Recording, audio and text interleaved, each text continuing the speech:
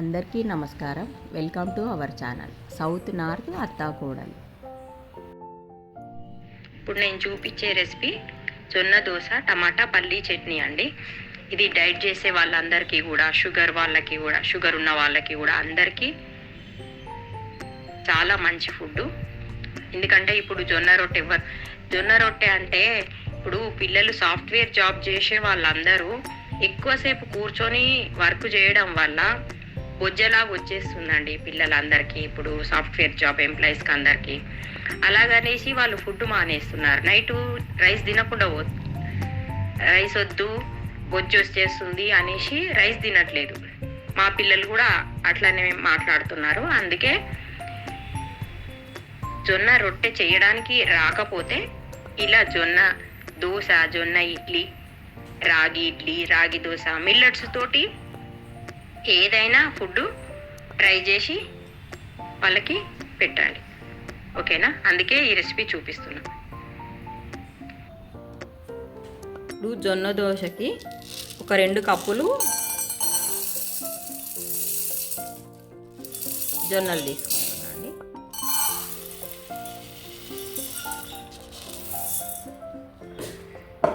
రెండు కప్పులు జొన్నలు, ఒక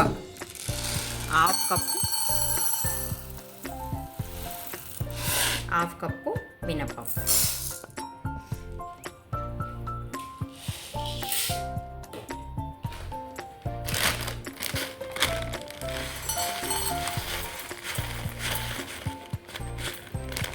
ఒక పావు కప్పు అటుకులు తీసుకుంటాం. ఒక పావు కప్పు అటుకులు.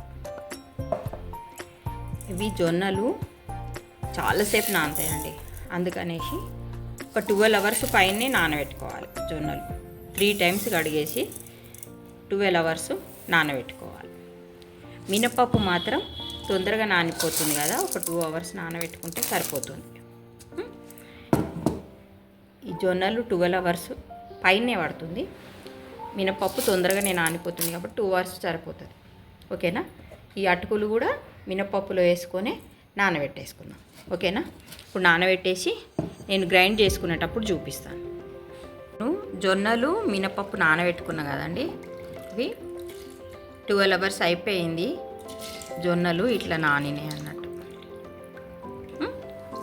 ఇది ఇప్పుడు నేను గ్రైండ్ చేసుకోవడానికి వేసుకుంటున్నాను.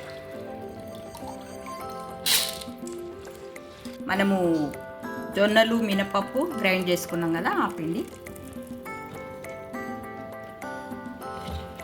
దాంట్లో మన టేస్ట్కి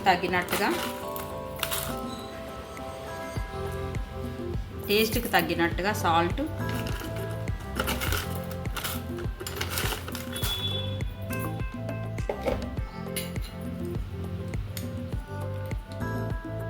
కొద్దిగా తినే సోడా వేసేసుకోవాలి.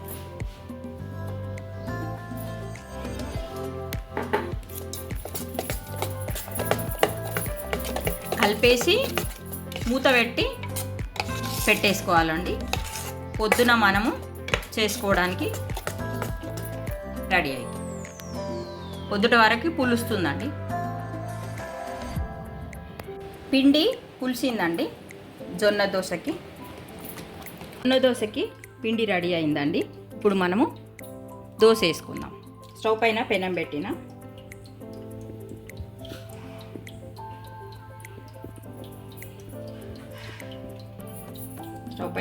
పెనం పెట్టి వేడి అయిందండి. నేను దోశ వేస్తాను. ఇంకా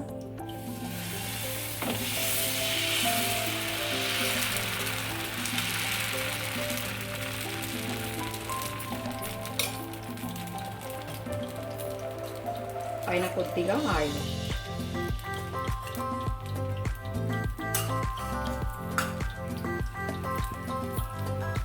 ఒకవైపు ఫ్రై అయిందండి. ఉల్టా చేసేసి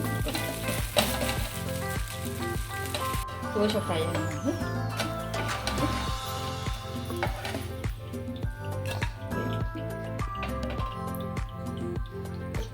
టమాటా పల్లీ చట్నీ అండి.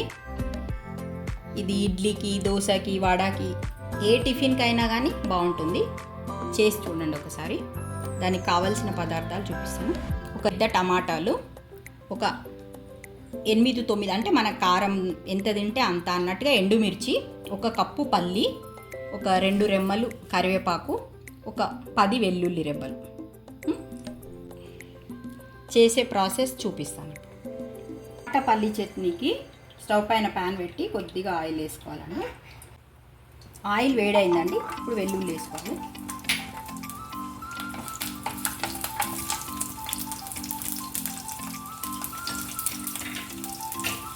ఇప్పుడు ఎండుమిర్చి,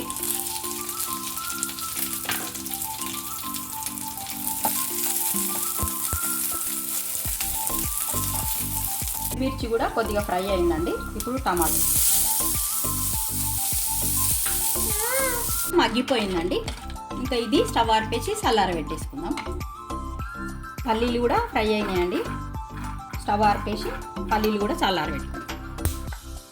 టమాటా పల్లి పచ్చడికి పల్లి మిక్సీలో వేసుకుందాము.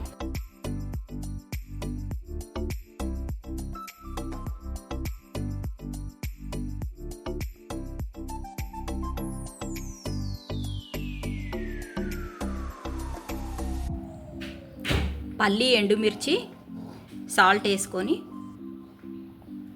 కొద్దిగా ఇలా బరకగా చేసుకున్నాక ఇప్పుడు టమాటా వేసుకోవాలండి.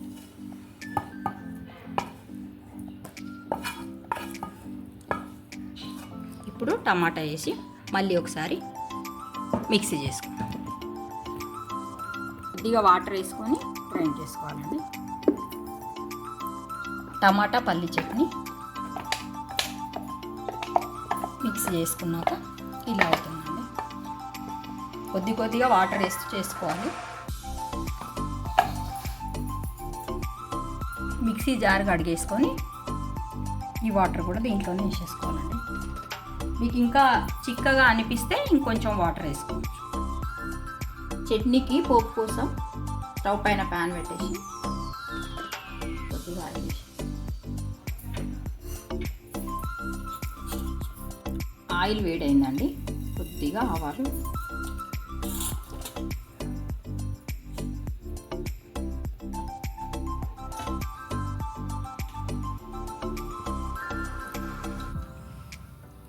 జీలకర్ర,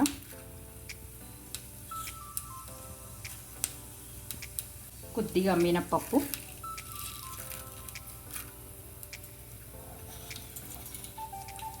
కొద్దిగా శనగపప్పు,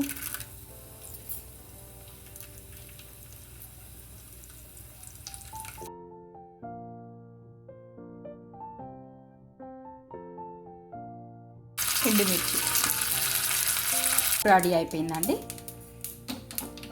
ఇప్పుడు చట్నీలో వేసేసేస్తాం.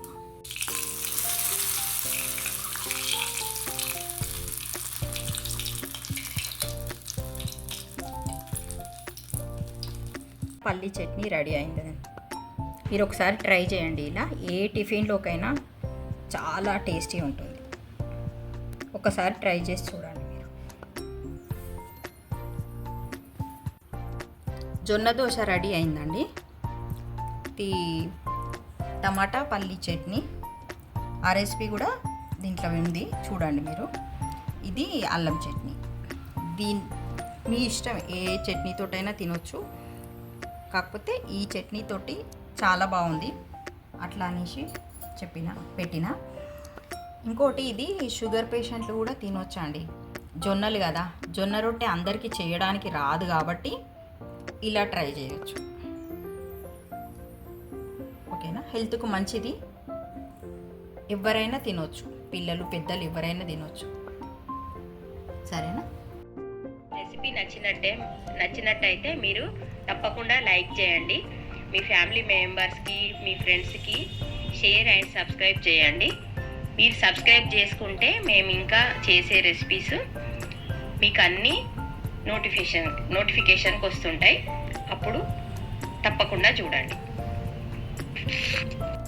ఫ్రమ్ సౌత్ నార్త్ అత్తా కోడళ్ళు. బాయ్.